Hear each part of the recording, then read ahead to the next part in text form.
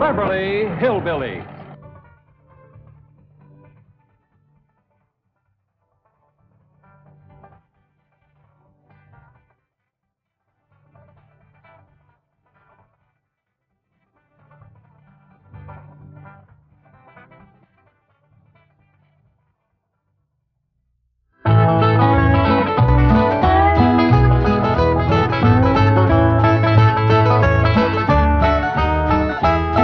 Can she bake a cherry pie, Billy boy, Billy boy? Can she bake a cherry pie, Charmin' Billy?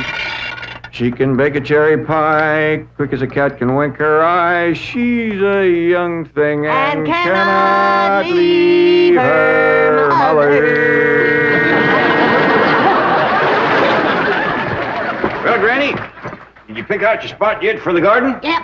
I kind of favor a patch right close here to the house. Yeah, I'll plow you up something there directly. Yeah, just enough for some onions and taters and some Rudy Bakers. And a few rows of corn. Paul? Morning, Granny. Paul, can I help you with the plowing and the spading? Well, Ellie, I'd rather you put on one of them pretty dresses that Miss Hathaway got you. But, Paul, I can plow better in these clothes. Plowing. You know, Ellie, I'd like you to wear one of them dresses kind of regular. Wouldn't you, Granny? You're mighty fetching in a dress, Ellie. Prettier than a tub of fresh churned butter. Paul, if I go to wearing them dresses, Jethro will make fun of me. I reckon he hadn't better. Now, you run along and put on something with skirts. All right, but he hadn't better make fun. He won't. You know, speaking of Jethro, I think he's got himself a sweetheart. The banker's secretary? That's right. They was out together last night. What'd they do? Well, I don't rightly know for sure, but it was something to do with bowls. All you do with bowls is eat. Yeah, I reckon that's what it was then. She said she was going to take him bowling. You know, Jed, I kind of like that Miss Hathaway. Yeah, I think she kind of likes us, too. Oh, those marvelous Clampetts. Those simple, rugged mountain people. The more I see of them, the more I am impressed. Yes, now Never have I observed such strength of body, mind, and character. Yes, now They stand like the bold hills in the pebble-strewn landscape of Beverly Hills. Like mighty oaks among bushes. Like quiet. Now, like I admire them, too. But those boulders need polishing, and we've got to put some city leaves on those oaks before my wife gets back from Boston. Incidentally, in any endeavor requiring physical strength, they are most exceptional. I took Jethro bowling last night. Here's the bill. $3,000. How many games did you bowl? Well, you see, what happened was this. I said to Jethro, Pick up that bowling ball, she says, and see can you knock over them pins down yonder. They's just sticks. Anyway, I snatches up that rascal, draws back, and lets her fly. Did you knock down them pins? Yeah, the pins, the pin boy, the end of the building, a brick wall, and a signboard down on Sunset Boulevard. I bet you Miss Jane didn't do that good. Well, she didn't even try. But she just looks at me and says, Jethro, you're strong as an ox and twice as handsome. Ain't no two ways about it, Granny. That city girl is sweet on this boy. I reckon so, the way she's bragging on his looks. You are handsomer than an ox. Thank you, Granny. Cousin Ellie, you're a city girl now. Do you You think... see there, Paul? I told you this would happen if I took to wearing these dresses. You call me that again, and I'll turn you every way but loose. Say nothing but city gal. Ellie May, Clampett! You get up from there or you're going across my knee. And Jethro, you're going across mine. What did I do that was so all-fired bad? In that dress, she looks just like a city gal. You did it again! I reckon we better go out there and see she don't hurt him.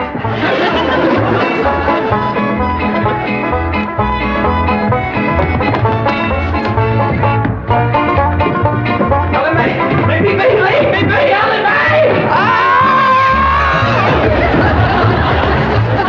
Jethro, now that we living in a city, you got to learn to use the steps.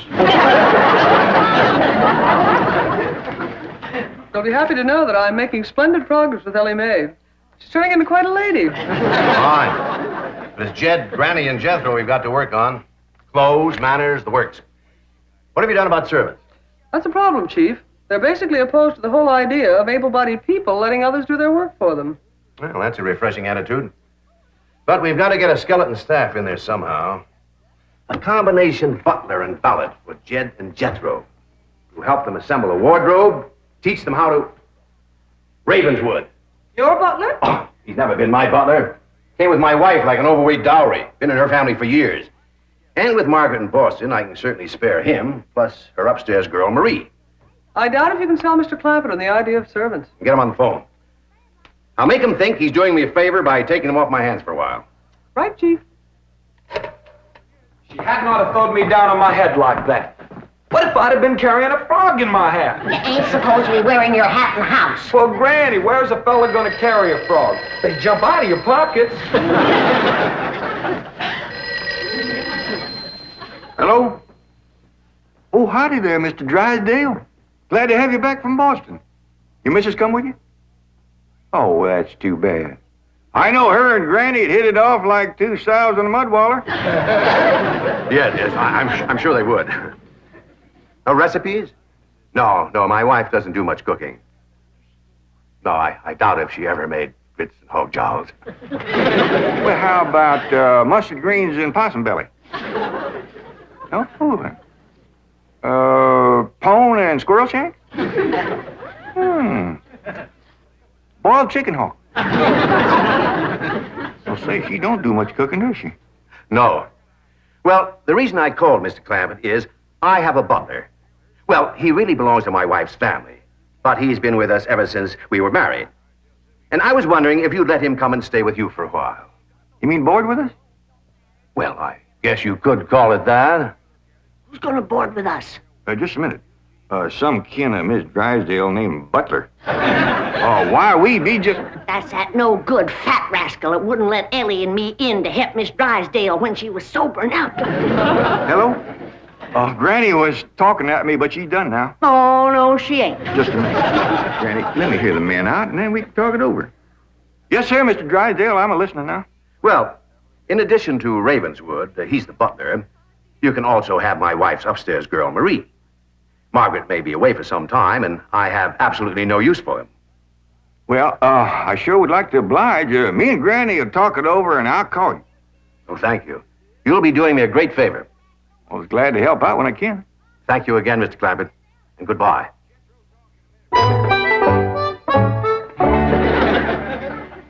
Is somebody coming to live with us, Uncle Jed? Maybe, Jethro, maybe. Why don't you go out and make up with your cousin Ellie? Okay, Uncle Jed. All right, Jed. Let's have it. We gonna board that butler fella? Well, Mr. Drysdale will take it mighty kindly if we did. He says he ain't got no use for him. I don't like him myself. Granny, you only met him once? Once was enough. I asked him real nice. I said, are you a-doing for Miss Drysdale that she's feeling poorly? Are you doing the washing and the scrubbing and the cleaning for her? And he looks right down his nose at me and says, Madam, I am a butler. I reckon he is proud of his name. Kind of fancy. Ravenswood Butler. I don't care if it's Stonewall Jackson. And I think Mr. Drysdale has a lot of gall to ask us to take his wife's kinfolks off his hands. Well, now, I'm mighty beholden to him. You know he's keeping my $25 million in his bank, and he ain't charging me one penny to do it. That's his business. You didn't ask him to do it. Well, now, Granny, if it was just Mr. Butler, I might agree with you, but there's a sad side to the story, too.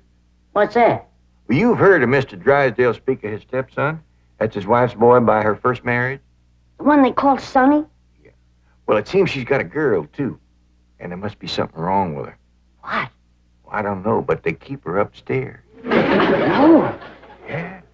He spoke of her as my wife's upstairs girl. The poor thing. Her name's Marie, and he'd like us to take her and Mr. Butler. Doggone it, Jed. We got enough to do to take care of this big place without... He didn't say what was ailing her, huh? Well, no, but if you ask me, they ain't eating right over there. No. You know what Mr. Drysdale told me? What? His wife ain't never cooked grits and hog jowls. Ah, go on. That's a fact. Nor mustard greens and possum belly, nor pone and squirrel shank, nor even boiled chicken hawk. Land of mercy. You can't hardly blame Mr. Butler for getting a mite cranky. Man don't eat right, he gets that way. Well, dear, I reckon it won't do no harm to take him in for a spell. Granny, for such a little woman, you got an awful big heart. Well, I feel sorry for the poor girl. But the first time that fancy pants Mr. Butler looks down his nose at me, I'm gonna chuck him in the cement pond.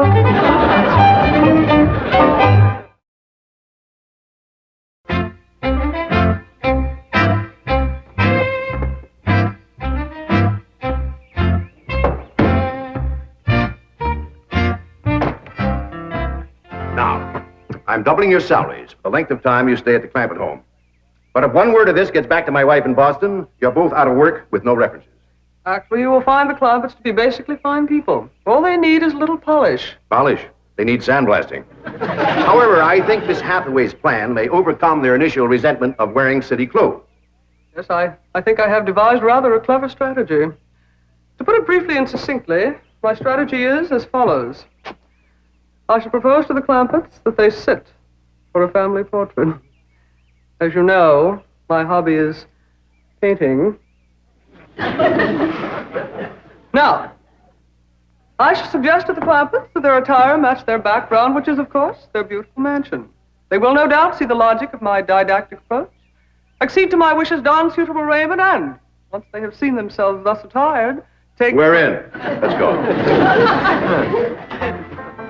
We forgot to dust the stair rail. I'll do it, Granny.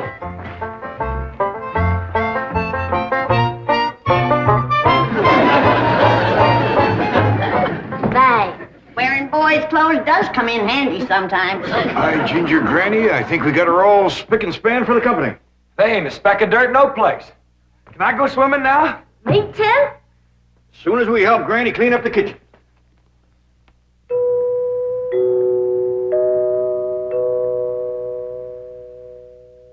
There goes that music again. Sure is pretty. Jethro, you ever find out where that comes from? Know 'em, Granny. Every single time I commence to looking for it, somebody comes to the door. Nobody to the door now? There will be. You'll see.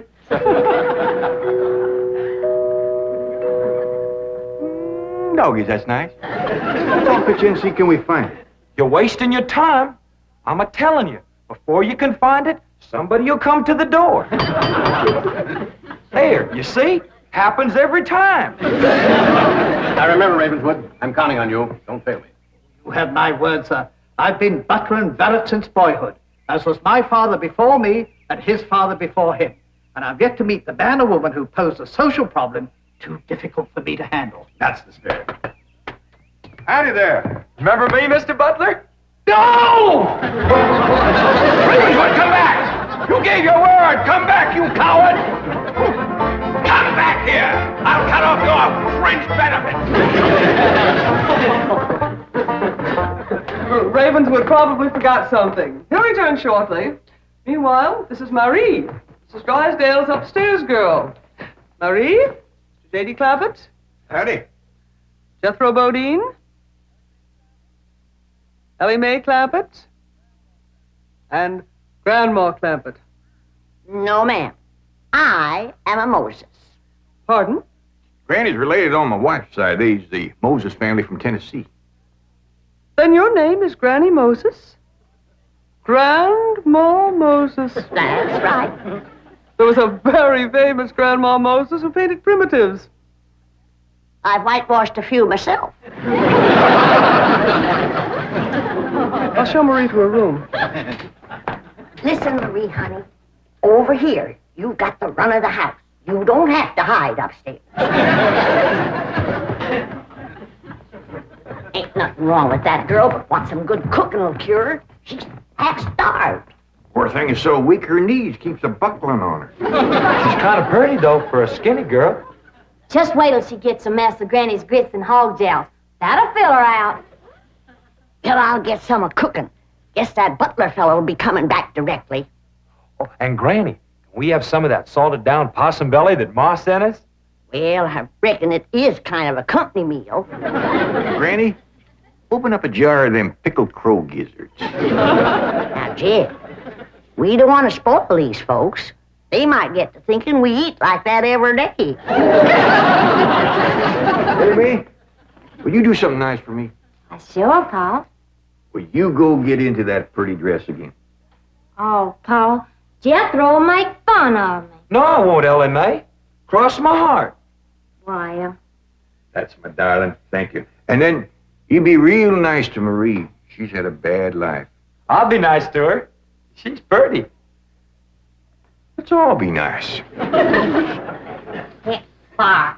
I wanted to go swimming. Now I gotta go put on an old dress. Cousin Ellie, you look awful pretty in a dress. Honest you do. Do I look pretty in that there city girl? You look prettier than that there city girl. That did it. Come on and fight. Now, Ellie, come on, Ellie. There's nothing to be afraid of, Ravenwood. The fact that they're big and strong doesn't mean they're violent. Elephants can be gentle. Now, Ravenswood, your appearances deceive you. Oh, really, Oh, sir? I do admit on the surface they do seem a bit rough, even cruel. But I assure you underneath they are placid, kindly, and gentle. See? You shouldn't have called me a city girl. Ellie May, leave me alone, please, Ellie May. Please, City girl.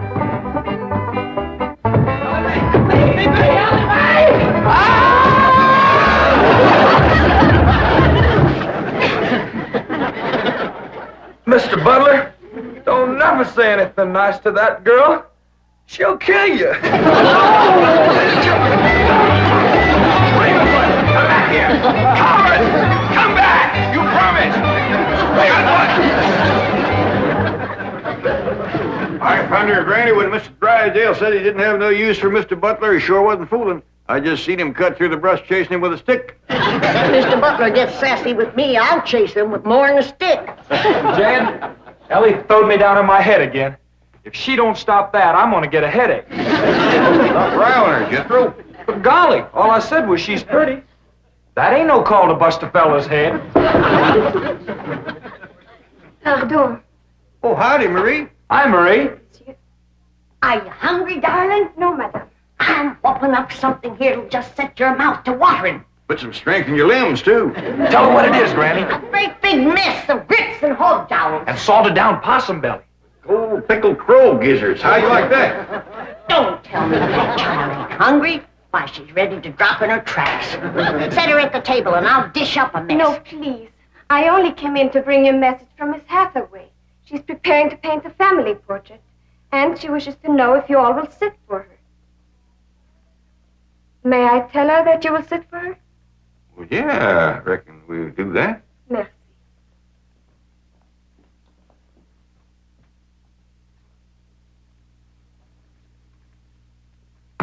Well, let's get at it.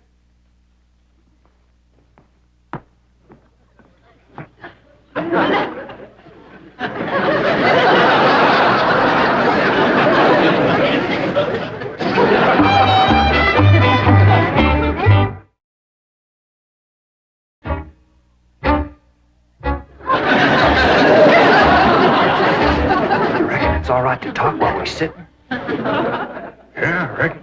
I found out something about Marie. What?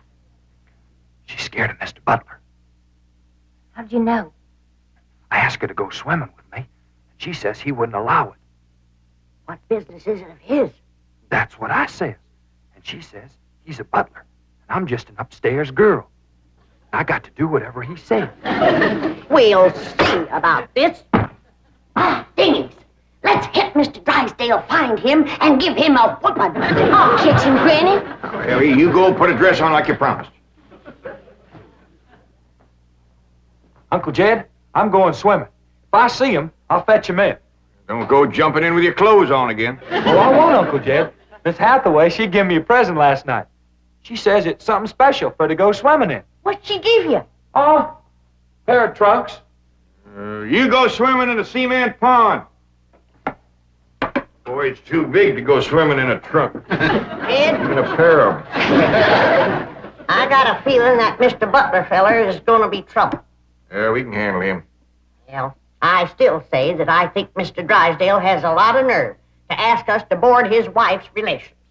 Maybe he just fed up. Man can get awful tired of having his wife's kin underfoot all the time.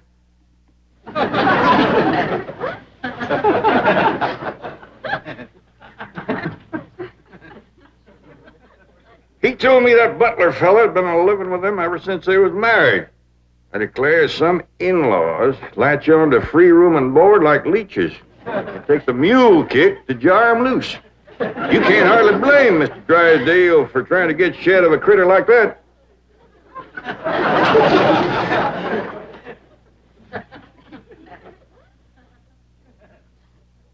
Is that the way you feel?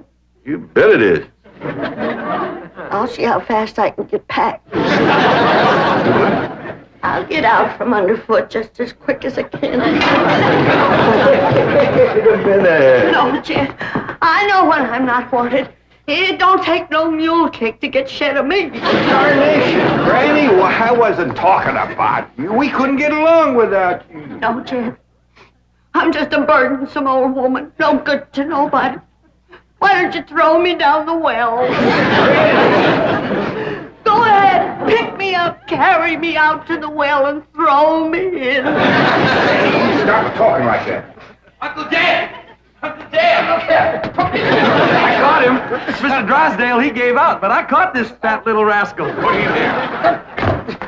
You gonna whip him, Granny? No, Jethro. I'm going to get thrown down the well. Why don't you throw us both down the well together? We're just no good leeches both. Mr. Butler, I'm sorry Jethro got mighty rough with you. He don't mean no harm. He's just an overgrown boy. Now, we's all mighty pleasure to have you come and stay with us, and as long as you behave yourself, won't be no trouble. Oh, I'm Jed Clampett. Sir. This here's Granny.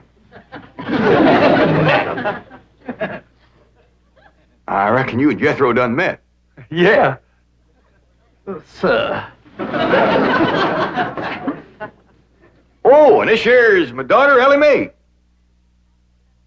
Enchantée, mademoiselle. Vous êtes très belle, très charmant, très ravissant.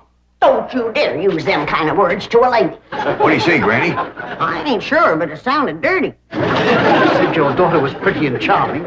Oh, you're so different from all the others. You're like a beautiful city girl. He had not have said that.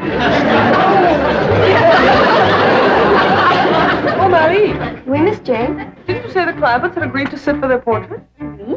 They said they would do it. Well, what is it? I believe it to be self-preservation, madam. No!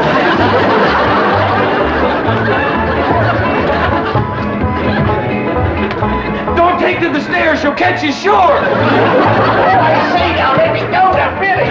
No! Sounds like Ellie got him. I'm afraid so. Could somebody please tell me what is transpiring? Uncle Jed. Ellie throwed him all right, but I caught him before he hit the floor. So here you are. Well, now, everything seems to be fine. You see, Ravenswood, didn't I tell you the Clampetts were kindly, gentle people? Yes, sir. Thank you, sir.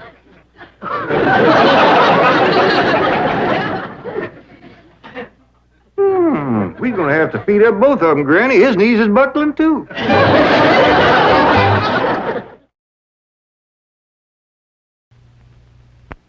I shall call it Invictus. Ma'am? Invictus, you know. Or perhaps you don't. Thank whatever gods may be for your unconquerable soul. Henley. Yeah. Jethro, look more thoughtful. That's really a little more than I am. Ellie May's got Kellogg's cornflakes. Well, so she has, but she's not putting on a face like that. Well, no. She's got Kellogg's cornflakes. I ain't. You don't have to look quite so sad. You may have some cornflakes as soon as I'm through with the sketch. Unless they're all gone. Do you remember if there's another box? Great! Hold it! K-E-double-L-O double good Kellogg's best to you. The Beverly Hillbillies has been presented by Kellogg's Corn Flakes.